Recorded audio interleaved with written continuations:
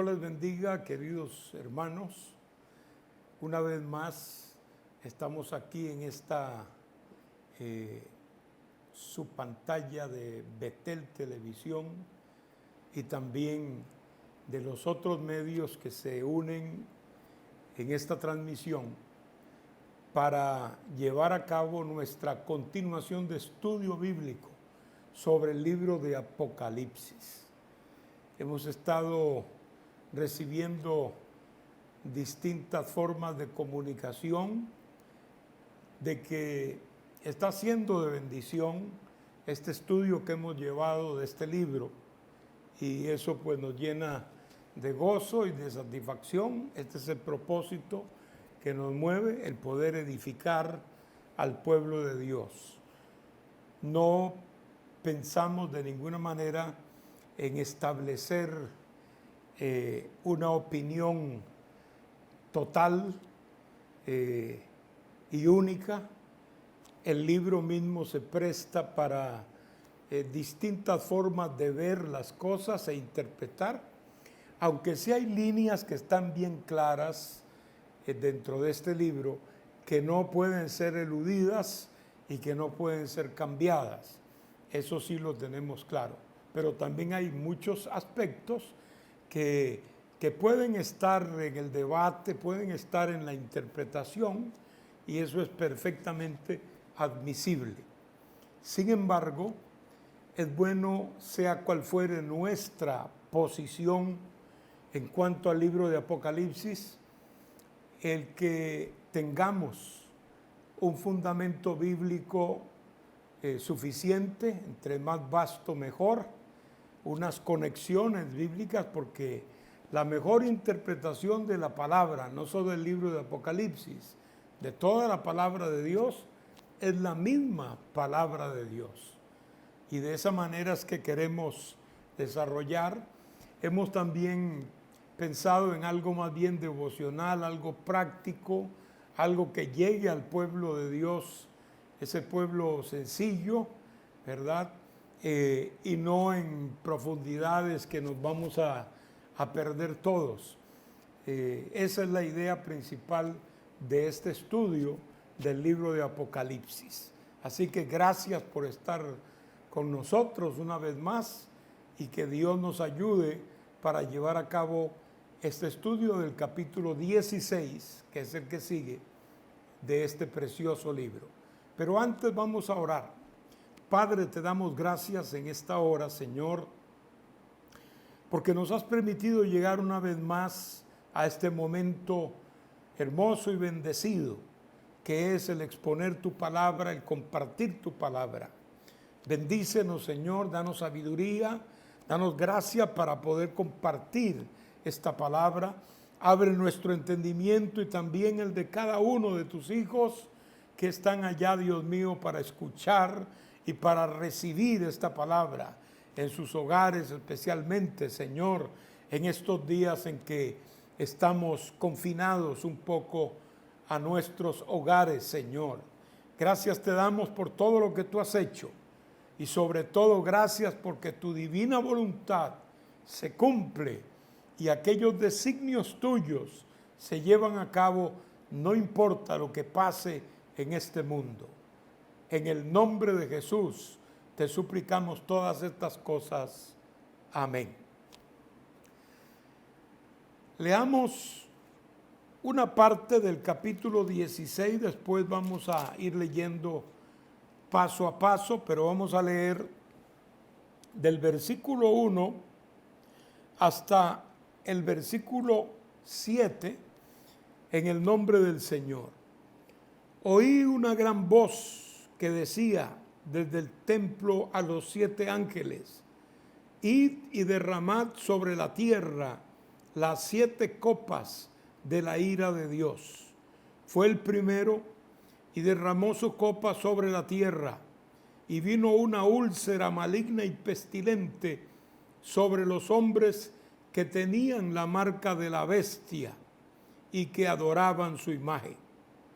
El segundo ángel derramó su copa sobre el mar, y éste se convirtió en sangre como de muerto, y murió todo ser vivo que había en el mar. El tercer ángel derramó su copa sobre los ríos y sobre las fuentes de las aguas, y se convirtieron en sangre. Y oí al ángel de las aguas que decía: justo eres tú, oh Señor, que eres y que eras, el santo, porque has juzgado estas cosas. Por cuanto derramaron la sangre de los santos y de los profetas, también tú les has dado a beber sangre, pues lo merecen. También oí a otro que desde el altar decía: ciertamente, Señor Dios Todopoderoso, tus juicios son verdaderos y justos. Señor, añada bendición a través de su palabra. La semana pasada estuvimos viendo parte del paréntesis que termina en el capítulo 15, es el 14 y el 15, un paréntesis, después que el 13 nos ha hablado de las dos bestias que son parte del juicio, digamos, consecutivo, en la línea continua de los juicios. Ahora el capítulo 14, que como ustedes recordarán, nos habló y nos habla de los 144,000 y de los mensajes que dieron los ángeles desde el cielo.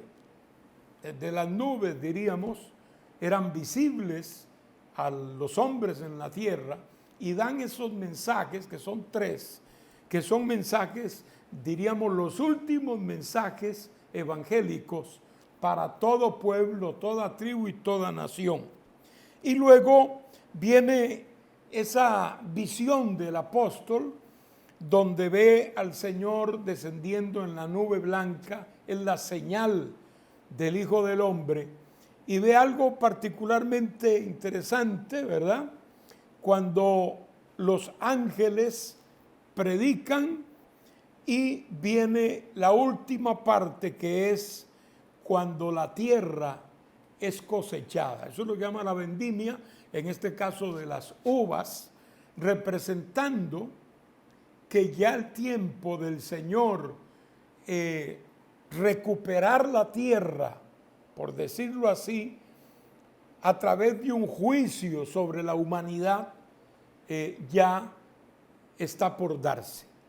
Obviamente esto es un anuncio de la guerra de Armagedón, que es el final de estos juicios del Apocalipsis. Capítulo 15 también es parte de este paréntesis y nos presenta la introducción de estos ángeles que tienen las 7 copas de la ira de Dios, que van a ser derramadas, dice, puras. Es decir, la ira de Dios ya sin mezcla de ninguna clase, directamente el enojo de Dios, que como repetí varias veces la semana pasada, es algo que el hombre todavía no conoce de Dios.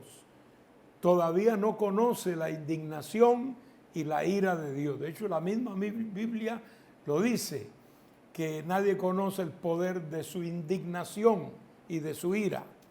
Entonces no hay que jugar con el amor de Dios, porque eso también tiene la otra faceta, que es la ira de Dios. Y entonces, estos ángeles que salen del templo con una manifestación muy tremenda, y dice que el templo se llenó de humo y de la gloria de Dios, etc. El humo es símbolo de ira. Por eso se habla de que el humo de su tormento sube por los siglos. El humo generalmente es símbolo de un fuego, del desarrollo de la ira de Dios, que termina en un lugar lleno de humo, dando a entender que hay fuego de enojo en ese lugar. Acá el templo, el tabernáculo, se envuelve en humo, y entonces uno de los 4 seres vivientes, uno de esos 4 que vemos desde el principio en Apocalipsis, le entrega a los 7 ángeles las copas llenas de la ira de Dios, para que procedan entonces a derramarlas sobre la tierra. Y es aquí donde entramos a nuestro capítulo 16. El apóstol oye una gran voz que decía desde el templo a los 7 ángeles: id y derramad sobre la tierra las 7 copas de la ira de Dios. ¿Quién da esta orden? No se nos menciona específicamente. Juan solo escucha la voz dando esa orden a los ángeles que tienen las copas de la ira. Pero podríamos perfectamente concluir de que aquí el que habla es el Señor. Da la orden para que el juicio empiece. Podríamos relacionarlo también con la hoz aguda que estaba en su mano y que él vendimia la tierra.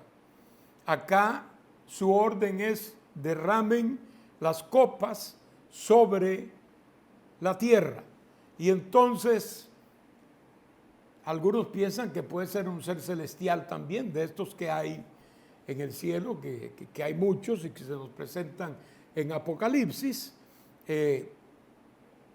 Puede ser perfectamente interpretable así, pero pues yo pienso en lo personal, perdónenme que sea aquí personalista, esta orden pienso que procede del Señor, es como más definido, que sea el Señor mismo el que dé esta orden. Los seres vivientes no solo adoran, no solo están en la presencia del Señor y obviamente representan toda la creación por la forma como son, ¿verdad? Eso lo vimos en su momento, sino que también son ministradores de estos juicios, están involucrados en el desarrollo de estos programas de juicio sobre la tierra, como estamos viéndolo una vez más aquí, ya en la parte final, porque esta es la parte final, como vamos a ver ahora más adelantito, la parte final de los juicios de Dios, y allí están. Entonces los vemos desde el principio, y los vemos durante, y los vemos aquí al final de los juicios de Dios. Y aquí es donde nos lleva a la primera copa. Entrega el ser viviente las copas que le corresponden a los ángeles.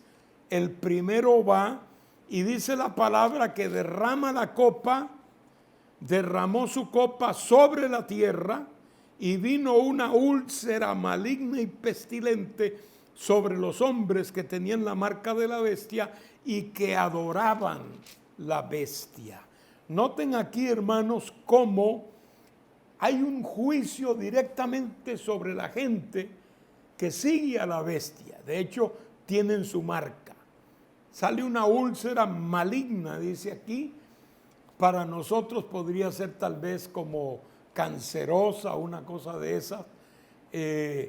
Pero era pestilente, era una cuestión incapacitante, sin duda.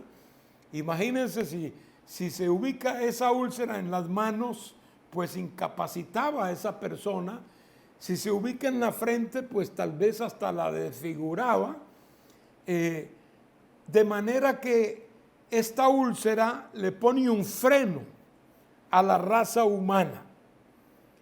Eso quiere decir, hermanos míos, que ya el Señor va directamente contra el hombre que se ha dejado sellar y marcar por el anticristo, porque eso entra entre lo voluntario. El hombre voluntariamente se entrega al anticristo. Es como cuando al Señor lo pusieron en aquel juicio y Pilato preguntó: ¿a quién queréis que os suelte? ¿A Jesús el Cristo o a Barrabás? Pues prácticamente todos los que estaban ahí dijeron: suéltanos a Barrabás. ¿Y qué voy a hacer con el Cristo? Crucifícale. ¿Qué voy a hacer con Jesús? Pues mátalo, crucifícalo. El haberse dejado sellar por el anticristo o sus secuaces simplemente significa renunciar a Dios en forma ya definitiva y entregarse en las manos de Satanás y de su más cercano ayudante, que es el anticristo. Entonces, una plaga de una úlcera maligna. Luego viene otra copa. Estas transcurren, diríamos rápidamente, ahora vamos a hablar un poquito de eso. El segundo ángel derramó su copa sobre el mar, y éste se convirtió en sangre como de muerto, y murió todo ser vivo que había en el mar. Ustedes recordarán que en los juicios de las trompetas hubo un ataque al mar. En ese ataque fue afectada la tercera parte, o sea, no fue todo el mar. En este caso es todo el mar afectado y muere todo ser viviente que había allí en el mar. Además, imagínense ustedes los que vivían cerca, o los que vivirán cerca del mar en aquel tiempo, cuando es una sangre corrompida, como de muerto, como de un cadáver, será pestilente, será imposible estar cerca. Todos los que tienen mansiones cerca del mar sufrirán esta plaga seguro con mucha fuerza y no pudiendo resistir lo que emana del mar. El tiempo que durarán estas plagas, pues podemos decir en forma como deduciendo, ¿verdad?, que será corta. No serán plagas muy largas, porque acuérdense que tenemos 3 años y medio para todo este asunto de los juicios totales y finales, de manera que serán plagas que durarán un tiempo probablemente corto para que pueda incluirse allí las 7 copas de la ira, la batalla de Armagedón, la destrucción de la gran ramera, la caída de Babilonia la Grande. O sea, son juicios que todavía estarán esperando y que necesitan ocupar un tiempo de esos 3 años y medio que hemos venido mencionando dentro de este libro de Apocalipsis. De manera que no pueden ser plagas de años y años, sino una detrás de otra, pero castigando al ser humano. En este caso, ya el mar no tiene nada que ofrecer, nada bueno, pero sí tiene un olor irresistible, terrible, para la gente que esté allí cerca. Obviamente todo sufrirá, todo lo que se mueve en el mar será afectado. Luego vamos al versículo 4. El tercer ángel derramó su copa sobre los ríos y sobre las fuentes de las aguas, y se convirtieron en sangre. Tenemos aquí otra manifestación, que ya han habido otras en Apocalipsis, de que el agua se convierte en sangre. No es nuevo. Sabemos que en la Biblia está esta plaga en el tiempo de Egipto, cuando Israel sale de la cautividad por mano de Dios, y una de las, de hecho la primera de las plagas que Dios envió fue convertir las aguas dulces en sangre, haciendo una afectación terrible en Egipto y atacando uno de sus principales dioses con eso. En este caso, hermanos, tenemos el agua convertida en sangre, el agua dulce, el agua potable. Está hablando de ríos y está hablando de fuentes de agua, convirtiéndolas en sangre, de manera que la gente, para beber habrá un problema muy serio. Y ahora, por un lado, la sangre de muerto, como de cadáver, y ahora las aguas naturales de beber el hombre se convierten en sangre. Ahora, es todas las fuentes, es otro aspecto importante a resaltar. Aquí no es que una parte, no, aquí es que todas las fuentes de agua fueron heridas con esta plaga. Y es interesante ver que la sangre que se ha derramado sobre la tierra, la sangre de los santos mártires, en la gran tribulación correrán ríos de sangre, porque los mártires serán muchos, pero muchos miles, que tendrán que entregar su vida para poder mantenerse fieles a Dios y no recibir la seña o la marca o el nombre o el número del anticristo.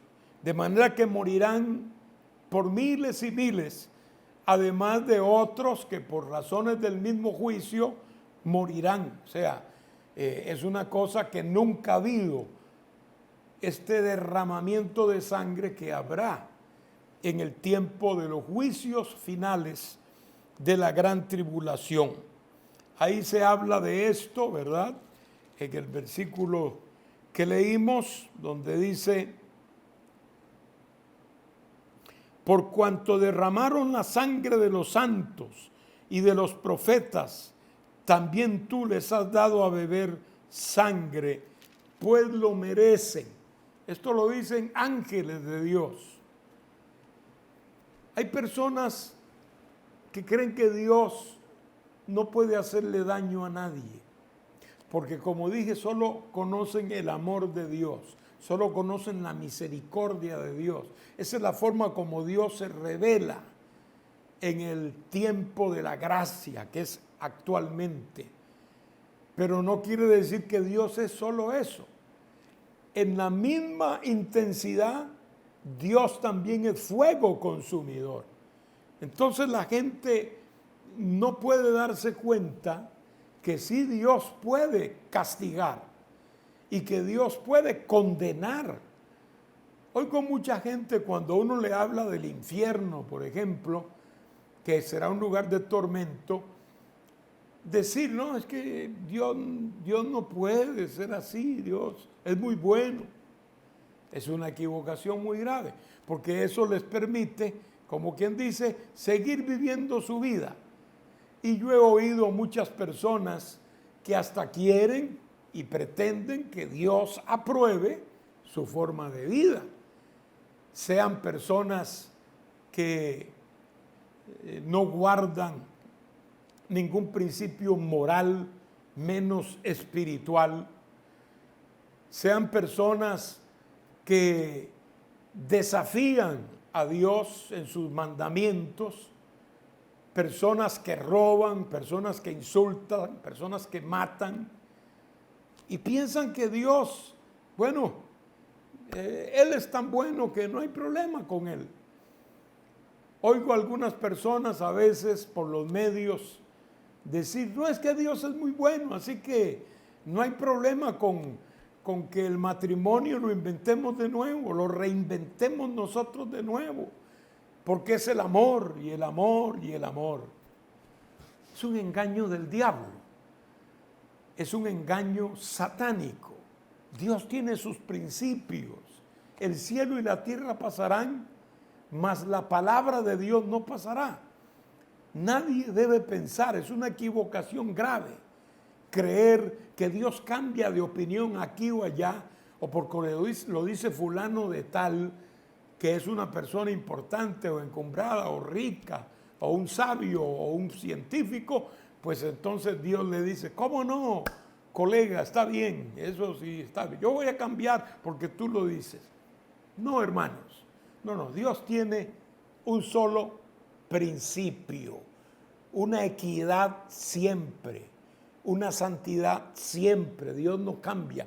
Y nos ha dejado aquí un libro que es una biblioteca, porque son 66 libros, explicándonos todo lo que corresponde a su voluntad que nosotros necesitamos saber para ser salvos. Y lo principal de todo, envió a Jesucristo para que derrame la sangre preciosa en la cruz y pueda salvarte, perdonando tus pecados. No podemos, hermanos, echar estas cosas a un lado y creer que Dios, bueno, no necesitó hacer eso por muchos, porque hay muchos que se creen tan buenos y tan buenos que Dios no puede señalarles ningún pecado. Y ya ahora ni siquiera se oye la palabra pecado. Ya parece que hasta es incómodo para muchos púlpitos decir la palabra pecado. Es una terrible condición, pero es esta forma en que el diablo está tirando un manto en el mundo para hacerle creer que Dios es bonachón, que Dios no le va a hacer daño a nadie y que no sería mi padre. No, acuérdense, amados hermanos y amigos, que no podemos sacar esto de que somos hijos de Dios. Lo somos en un sentido por creación, pero hijos de Dios, realmente adoptados por Dios, como dice Juan capítulo 1, somos aquellos que hemos recibido a Cristo como Salvador y nos hemos refugiado en su sangre, que somos millones y millones sobre la tierra. Y cualquiera lo puede ser cuando se decida y crea en el Señor. De manera que todo esto viene, hermanos, todo esto será así. Leamos ahora el versículo que sigue. El cuarto ángel derramó su copa sobre el sol, al cual fue dado quemar a los hombres con fuego. Y los hombres se quemaron con el gran calor y blasfemaron el nombre de Dios que tiene poder sobre estas plagas, y no se arrepintieron para darle gloria. Es lo que estamos hablando, hermanos. El hombre como que ha sido endurecido a tal punto que su conciencia se ha cauterizado para este tiempo. Y ya el arrepentimiento y el reconocer a Dios le es cada vez más difícil. Aquí tenemos la cuarta copa, que es derramada sobre el sol.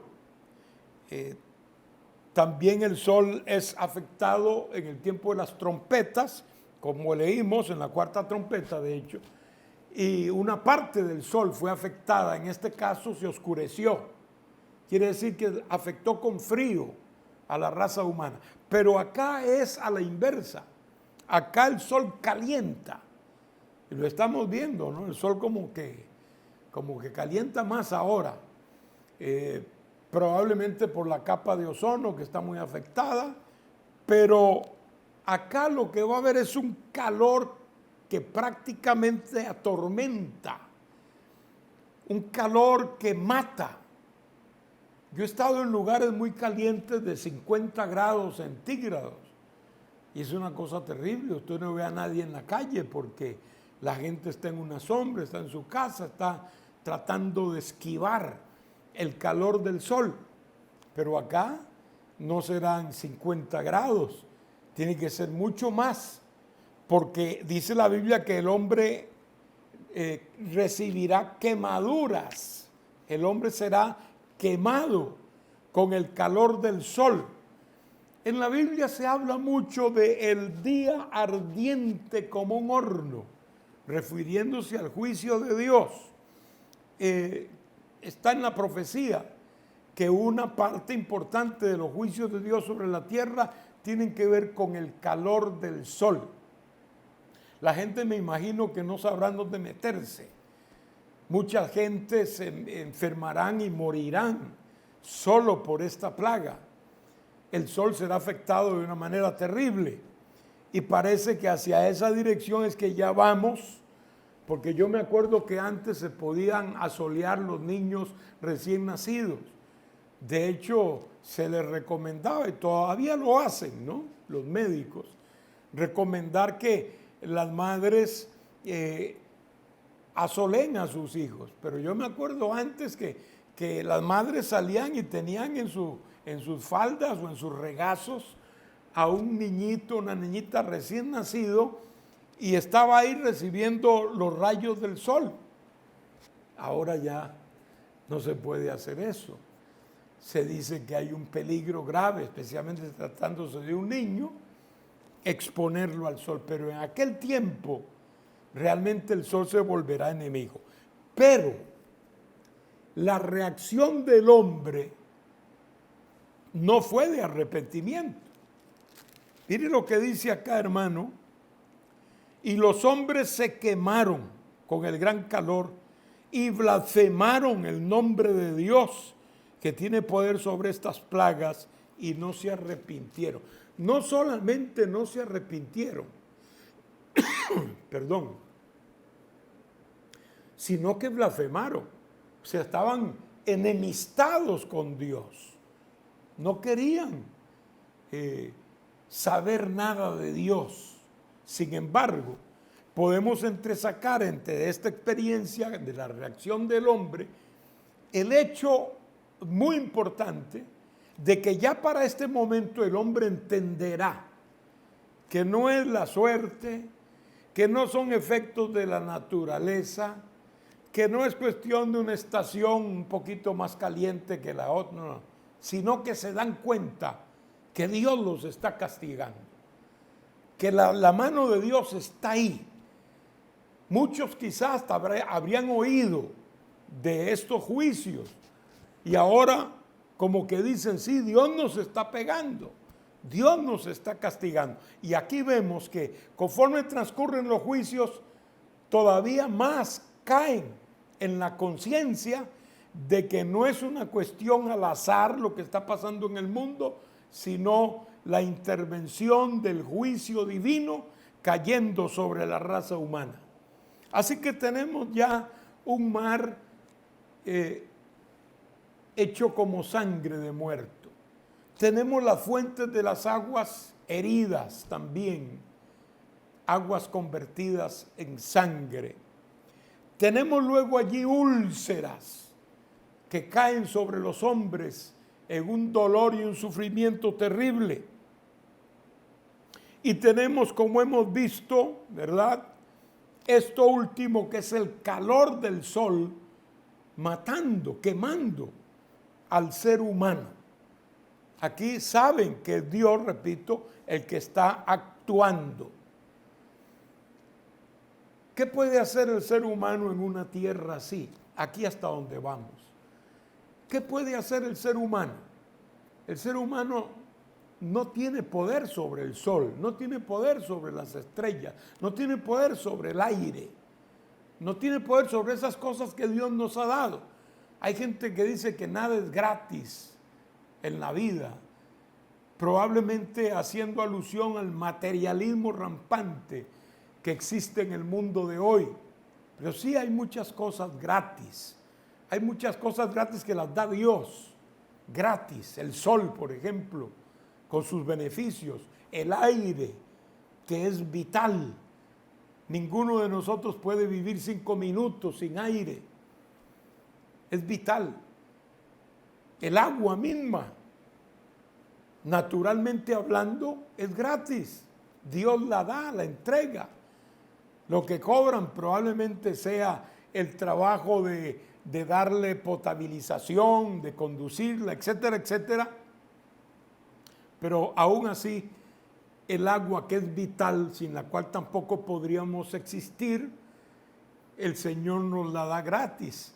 Entonces sí hay muchas cosas buenas que Dios nos da. Podríamos hablar de otras más, pero esas son suficientes como ilustración. Gloria al Señor. Ahora, ¿por qué la gente sigue blasfemando a Dios? Aquí se ve más claro lo que explicaba anteriormente. Ellos blasfeman a Dios, están enojados con Dios porque creen que son inocentes, creen que son inmerecedores del castigo. Son como si se sintieran víctimas inocentes. ¿Qué he hecho yo? Yo no le he hecho mal a nadie, dicen muchos. ¿Es verdad eso? Generalmente no es cierto, pero aunque fuera cierto, siempre eres un pecador y un pecador vil, que mereces el castigo de Dios.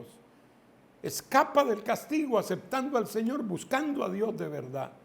Estos creen, siguiendo ese mismo argumento diabólico, que ellos son inocentes, no son culpables de nada, y que por qué Dios está castigándolos de esta manera, y lo que les sale, en lugar de una alabanza a Dios, en lugar de un acto de arrepentimiento y de reconocimiento de su pecado, lo que les sale es una blasfemia. Ellos están juzgando a Dios, viéndose ellos a través de su propia experiencia pecaminosa, pretendiendo hacer a Dios culpable para ellos justificarse. Terrible situación, pero que tiene sus raíces todavía desde hoy en el ser humano, que mantiene una posición de esa clase aún hoy día. Tenemos luego el versículo que sigue, que es el 10. El quinto ángel derramó su copa sobre el trono de la bestia y su reino se cubrió de tinieblas, y mordían de dolor sus lenguas y blasfemaron contra el Dios del cielo por los dolores de sus úlceras. Ahí estaban todavía. Y no se arrepintieron de sus obras. Ya varias veces nos dice que en estos últimos juicios, estos no se arrepintieron, sino que blasfemaban contra Dios.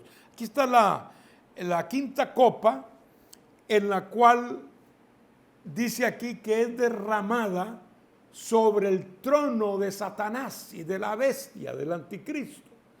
Y ese trono, dice aquí, se cubre de tinieblas. Probablemente esta expresión sea simbólica de confusión que sobrevendrá a la misma administración que el anticristo estará llevando a cabo en su gobierno sobre la tierra, obviamente impulsado por el dragón que es Satanás. Menciona aquí el trono de Satanás. ¿Dónde lo podríamos ubicar? Obviamente el trono de Satanás estará en Jerusalén.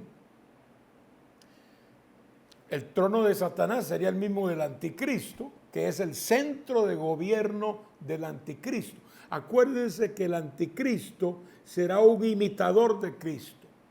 De hecho, respecto a Israel, los primeros 3 años y medio, ellos entenderán que ese es el Cristo para ellos, el Cristo esperado, el Cristo profetizado, y lo recibirán como tal. De manera que allí será en una imitación de Cristo, porque Cristo gobernará desde Jerusalén. El anticristo tendrá su trono ahí, y es allí donde caen estas tinieblas en medio de la confusión que habrá en el mundo. Allí, diría uno, ¿habrá gente que podrá ser salva? Pues lo habrán, o por lo menos gente que ya está perseverando. El que tenga la marca de la bestia, o tenga su número, o tenga su nombre, que esté marcado por él, ya no tiene ninguna esperanza. De hecho, tampoco querrá arrepentirse. Lo único que le saldrán serán blasfemias, nada más, porque está controlado por el anticristo. Pero habrán muchos judíos, por ejemplo, que no aceptarán el reinado del anticristo, y probablemente muchos gentiles que a estas alturas, dándose cuenta que si se dejan marcar no hay esperanza, entonces se negarán esto les va a costar la persecución encarnizada. Pensaba yo en estos dictadores de la antigüedad, ellos no permitían el más mínimo levantamiento. Es más, la más mínima contradicción no la permitían. Ellos eran dueños de la vida de sus súbditos. Todos le temían por eso. La palabra misma dice que estos reyes a quien querían daban vida y a quien querían mataban. El anticristo será mucho mayor, mucho más exigente. Su dictadura será todavía más intensa. Él no permitirá oposición. Por eso el que diga que es de Cristo será el principal opositor. Ese podría ser visto como una especie de terrorista para el anticristo. A ese hay que buscarlo, hay que ubicarlo, hay que torturarlo y matarlo. Hay que deshacerlo. Y que otros escarmienten viendo las torturas y los castigos que se les dará. Porque toda persona que pueda querer buscar a Dios será un objetivo militar del diablo y del anticristo. Así que ¿cuánto sufrirá la gente? Todos los que hemos vivido en gobiernos así un poco totalitarios en algún momento de nuestra vida, sabemos que es difícil. Sabemos que cuando un gobierno así daba una orden y ponía todos sus recursos militares para que esa orden se obedeciera, era hacerlo o morir. Era una cosa muy peligrosa y todo el mundo prefería mejor obedecer. Pero el anticristo, hermano, mire, Stalin, Lenin, Hitler, Alejandro, Napoleón, todos esos dictadores de la antigüedad serán como niñitos de pecho al lado del anticristo. Nadie crea que puede escapar del anticristo fácilmente. Aunque sí tendrá oposición, pero habrá persecución implacable contra ellos. Dios guarde a esas personas, pero yo creo que esos juicios que vendrán, estos últimos, pues tal vez no tocarán de lleno a esos creyentes, que todavía habrán algunos en el tiempo de los juicios finales, y que Dios los guardará, tal vez no les pegará tan duro. Francamente se ve un poquito difícil porque hay que beber agua, hay que comer comida, hay que comer productos del mar, etcétera, y todo eso estará vedado totalmente y hay una situación universal en ese tiempo, pero Dios sabe todas las cosas. Ellos no se han dejado marcar por el anticristo y ya eso es bastante. Entonces, este juicio que vendrá sobre el trono, sobre el gobierno del anticristo, puede tener varios elementos. Uno de ellos puede ser el presagio de la muerte. Ellos saben, especialmente lo sabe el dragón, que sus días están contaditos. Y la gente entenderá que ahora Dios está peleando contra ellos, está castigándolos. El mismo anticristo sabe muy bien que al venir el Señor, el primero quizá que va a recibir el juicio de la destrucción es el mismo anticristo. Son conscientes de que Dios está en esto del castigo y que no es algo casual. Repito, no es un asunto de la naturaleza como podían explicar algunos de los juicios anteriores. Y no pueden ir contra Dios. Ellos saben que a estas alturas que no pueden ganarle a Dios, que Dios es inmensamente más poderoso que cualquier fuerza de ellos o cualquier fuerza espiritual.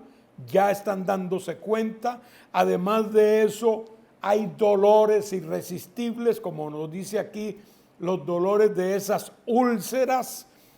También hay desánimo porque ha habido un golpe tras otro. Como dijimos, estos juicios son cortitos, pero son continuos y son efectivos, dan en el blanco, y entonces también sienten la derrota. Así que todo esto puede ser parte de esa oscuridad que llega como una depresión a este gobierno del anticristo, que se envuelve en las brumas y en la oscuridad. Luego, podríamos decir que aquí hay una lucha fuerte de Satanás. El dragón está en el trono. Y lo vamos a ver ahora después. Ya mismo casi. Pero él está en el trono. Él está gobernando el mundo. Y ahora está viendo que todo eso se le está temblando. Hay una lucha. Aquí hay demonios de alto rango que estarán dispuestos a pelear por lo que según ellos les pertenece. Ellos están a cargo de distintos aspectos en la tierra y quieren permanecer ahí. Y sobre todo, el viejo sueño del diablo, derrotar a Dios, subir a la fuerza al trono de Dios y ocupar ese lugar, aunque sepan que es en vano. Viendo todo esto, hermanos, lo que hay es blasfemia. Ya no pueden volverse a Dios. Esto es un hecho bien claro que certifica que esta gente ya pasó la raya. Al recibir la marca de la bestia, pasaron la raya y ya no salen ellos ningún deseo espiritual hacia Dios, sino la blasfemia y el insulto y la rebelión. Contra todo eso se está fraguando en la mente de la raza humana en este tiempo.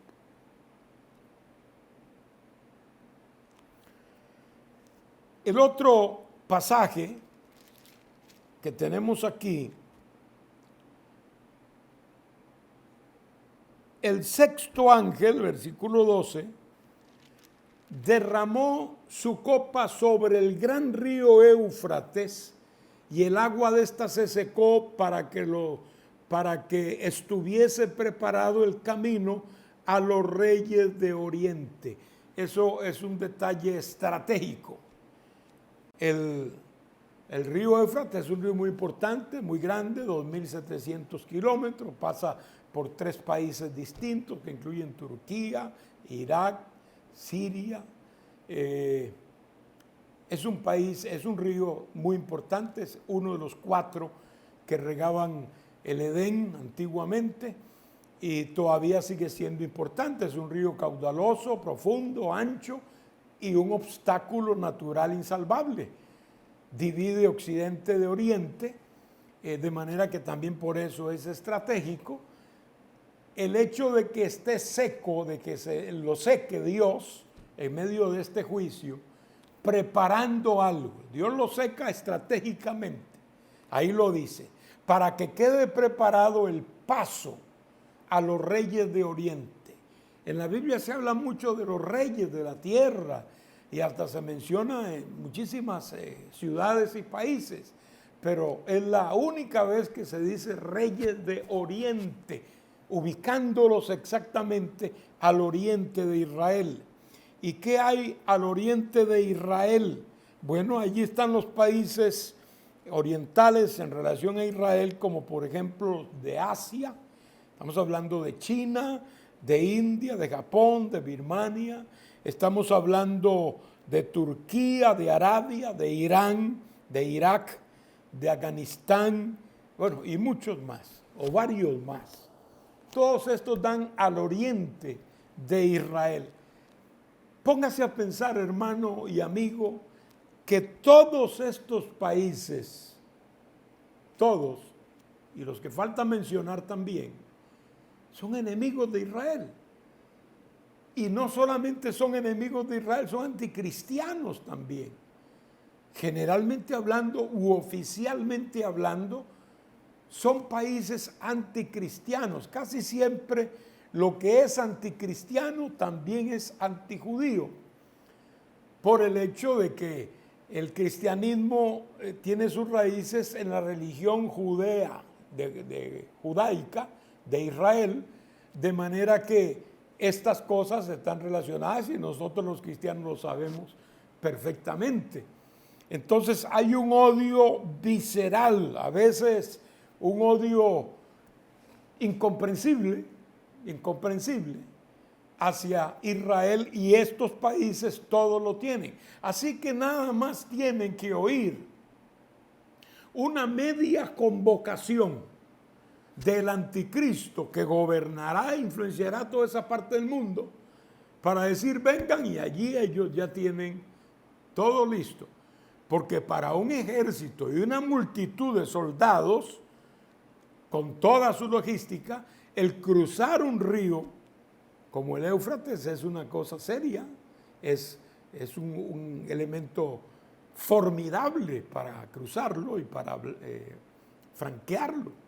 Acordémonos cuando hubo una guerra aquí en Irak y cruzar un puente que era el río Tigris, en este caso otro río muy importante de esa área, era toda una estrategia militar con unos componentes terribles, y aún así costó, porque tenían que cruzar ese río. Pero el Éufrates todavía es más importante, de manera que el Dios permitirles eso es para que se muevan rápido, es para que vengan lo más pronto posible a la tierra de Israel, porque ahí tiene que suceder algo. Por eso entonces Dios va a convocar a las naciones, las va a convocar a esta gran batalla llamada la batalla de Armagedón. Armagedón es como cuando Dios secó el Mar Rojo para sacar a Israel de Egipto. En este caso seca el Éufrates para que puedan pasar aquellos que venían a atacar a Israel. Todas esas serán tropas satelitales del anticristo, para, como quien dice, deshacerlo, borrarlo del mapa, como han dicho varias veces los señores de Irán, antigua Persia, que van a borrar del mapa a Israel. Bueno, ahí ellos tendrán la oportunidad de ir con ese propósito. Vamos a terminar con ellos. Ahí sí vamos a destruirlos. Ellos quieren destruir a Israel. Pero Dios los convoca, porque es Dios el que los convoca, a un lugar que se llama Armagedón. Armagedón es una palabra, obviamente ya armada. Armagedón es de hebrea, pero tiene dos componentes, uno hebreo y otro griego, y simplemente quiere decir lugar de matanza, pero con la visión militar, lugar de reunión de tropas que uno puede, por sentido común, decir donde hay un montón de tropas reunidas, porque hay guerra y hay matanza. Por eso Armagedón quiere decir simplemente lugar de matanza, y está en la Biblia. Eso, hermano, en la palabra abunda. La mayoría de veces encontramos el valle de Josafat, es el mismo valle de Armagedón. Yo tengo el privilegio de conocer Armagedón, el área esa. Hermanos, yo me asombré del tamaño de ese valle.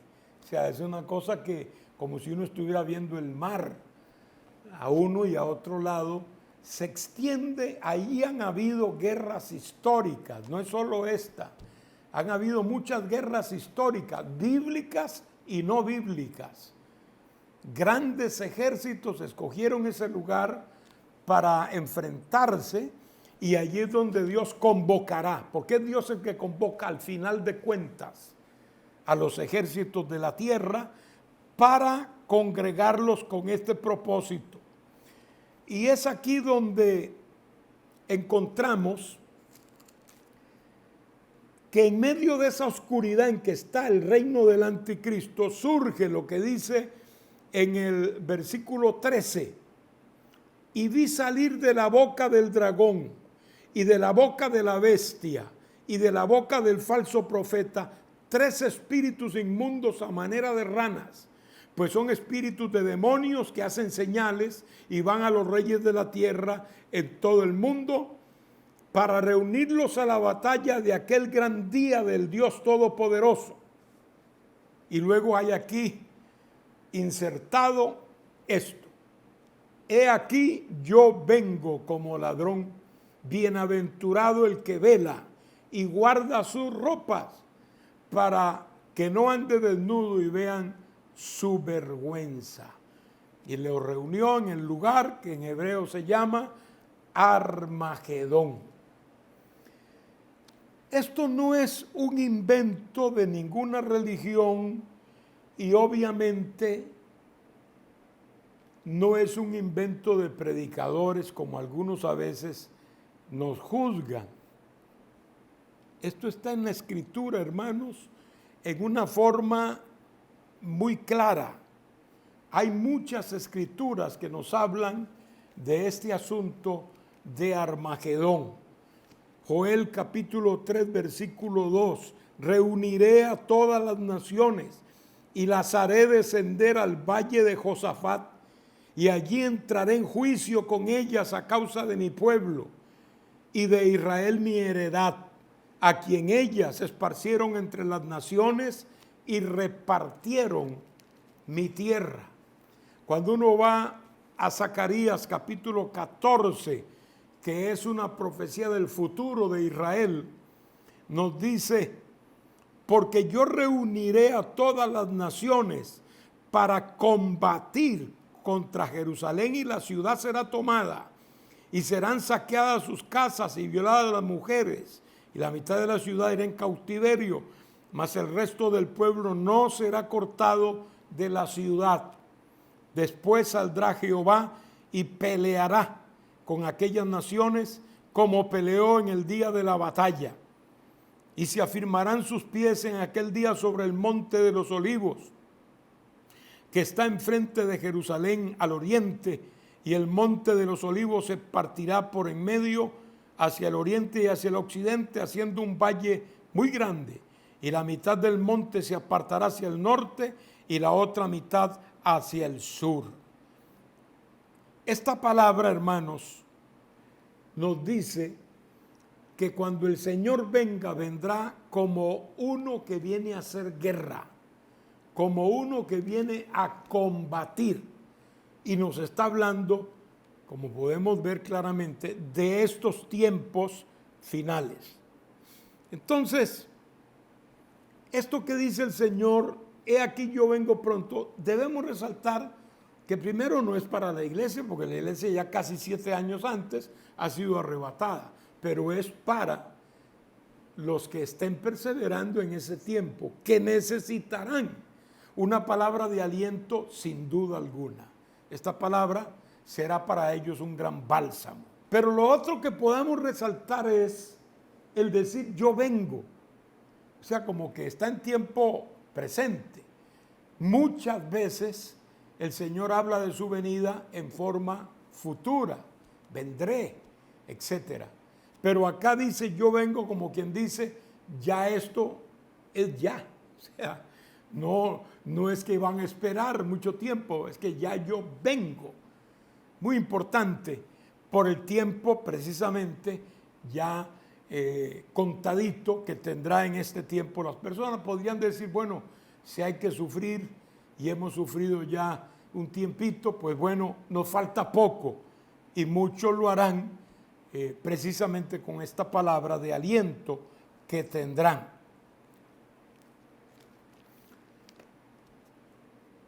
Luego, hablando de estos espíritus inmundos, como les decía, es el resultado como de un consenso del reino de Satanás, viéndose en confusión. Ellos dicen, vamos a jugar la última carta. Entonces surgen 3 espíritus inmundos. Esos 3 espíritus inmundos obviamente son demonios que hacen grandes señales y que van a los reyes de la tierra. Tenían forma de un sapo, porque hablaban mucho, tenían una boca muy grande, o sea que el sapo, por eso que se comparan con un sapo, porque el sapo tiene una boca muy desproporcionada en relación a su cuerpo. Por eso indica a alguien como que habla mucho, y de verdad dice aquí que van a todos los reyes de la tierra para reunirlos para la batalla. O sea, ellos ya han visitado, estos demonios han hecho el trabajo de visitación a los reyes de la tierra, incluyendo los de Oriente y también los de Occidente, porque Europa será parte del dominio del anticristo, y los convencerán. ¿Qué argumento utilizarán? Ahí es donde yo pienso en lo personal, una vez más, perdóneme lo personal, que es que ellos dirán, vamos a pelear. Dios nos está tirando, Dios nos está castigando, pues vamos nosotros a responderle a Él, pues. Y seguramente que habrán armas poderosísimas como las que hay hoy y todo lo demás, y ellos creen que sí podrían. Todos estos ejércitos, lo primero que tienen que hacer es destruir a Israel, y luego, como ellos saben que Jesús vendrá, pues enfrentarse con Él. Allí es donde entra la batalla de Armagedón. La batalla de Armagedón, en cuanto a esos reyes se refiere, será un trabajo de logística del anticristo y sus demonios diplomáticos, que andarán por todo lado convenciendo a los hombres de hacer esta guerra contra el Señor, porque después de todo, según ellos, tienen algún chance para vencerlo. Por eso se esforzarán para hacerlo. El 7º ángel derramó su copa por el aire, y salió una gran voz del templo del cielo, del trono, diciendo, hecho está. Entonces hubo relámpagos y voces y truenos y un gran temblor de tierra, un terremoto tan grande cual no lo hubo jamás desde que los hombres han estado sobre la tierra, y la gran ciudad fue dividida en 3 partes, y las ciudades de las naciones cayeron, y la gran Babilonia vino en memoria delante de Dios para darle el cáliz del vino del ardor de su ira. Y toda isla huyó, y los montes no fueron hallados, y cayó del cielo sobre los hombres un enorme granizo, como el peso de un talento, y los hombres blasfemaron contra Dios por la plaga del granizo, porque su plaga fue sobremanera grande. Denme un minutito, par de minutitos nada más, ya estoy sobre el tiempo, pero acá esto es literal, hermanos. Aquí tenemos claro cómo Dios castiga en esta 7ª copa de la ira. Hay una voz que dice, hecho está, o sea, como cuando el Señor dijo, consumado es, que es lo mismo, hecho está. Aquí el Señor está diciendo, la ira ya con esta copa es consumada. Ya con esta es el acabose. Lo estamos viendo, Dios desalojando al hombre de la tierra. Y en este caso, esas voces lo dicen así, hubo relámpagos, hubo truenos y un gran terremoto, grande de verdad, que nunca lo ha habido sobre la tierra, porque las islas huyeron, como dice la Escritura, no fueron halladas, desaparecieron. Los que viven en islas ahí, imagínese usted, los montes, como quien dice, desaparecieron también, o sea que no estaban. La tierra en grandes lugares donde habían montes queda a nivel. Son cosas que nunca suceden en un terremoto y sucederán en este terremoto, que sí será universal. Es otra cosa, que los terremotos son locales, son de un área, pero acá será un terremoto universal, como si Dios cogiera la tierra y le da unas cuantas zarandeadas para que caigan como hormigas, ¿verdad? Los que están viviendo ahí sin reconocer al dueño, porque nunca lo han reconocido. La gran ciudad fue dividida, se habla de Jerusalén, esa es la gran ciudad que aparece aquí.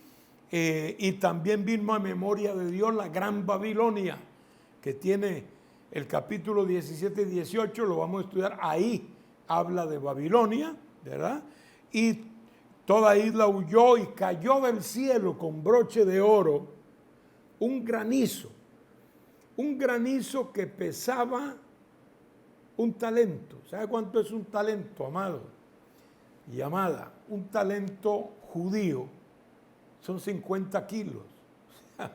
Un granizo. Dios lo está agarrando a pedradas. Usted sabe que aquí entra como la ley judía que decía que el que blasfemara contra Dios sería apedreado. Pues bueno, Dios le manda unas cuantas piedras.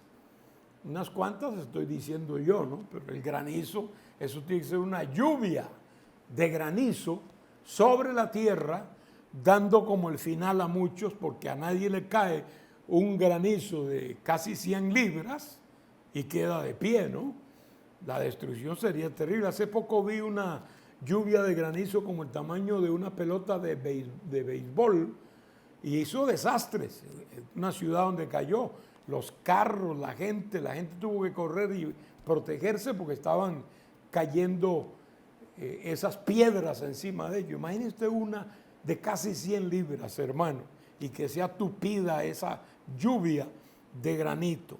Sin embargo, tampoco alabaron a Dios, blasfemaron contra Dios, como diciendo, te vamos a pelear, te vamos a atacar, en una acción rebelde completamente contra Dios. Esto se podría terminar aquí, porque aquí terminan los juicios ya sobre la tierra.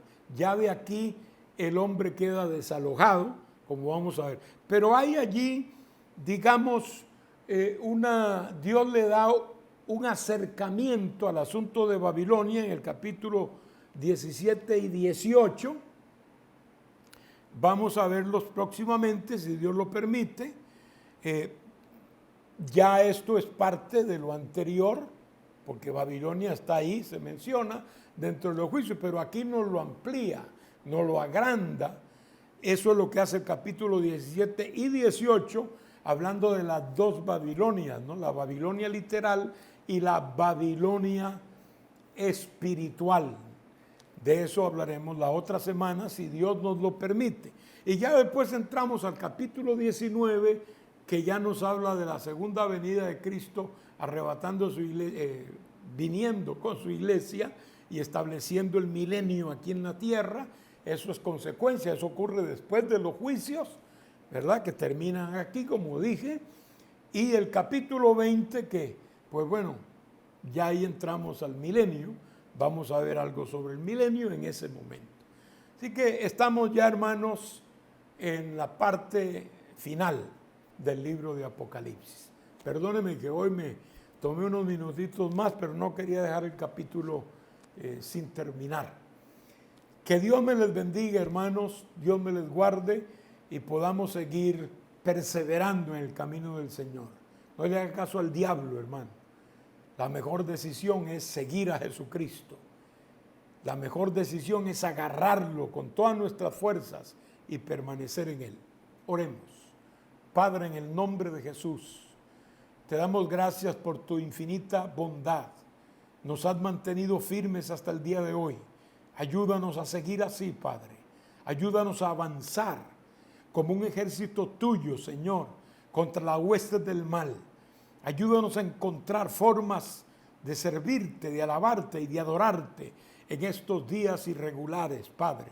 Bendice al que está enfermo, ayúdalo, Padre. Dale el toque sanador. Tú lo puedes hacer ahora, Padre. Bendice al que está enlutado, Señor. Al que está sufriendo, Dios mío, efectos de estas enfermedades, Padre, como el COVID-19.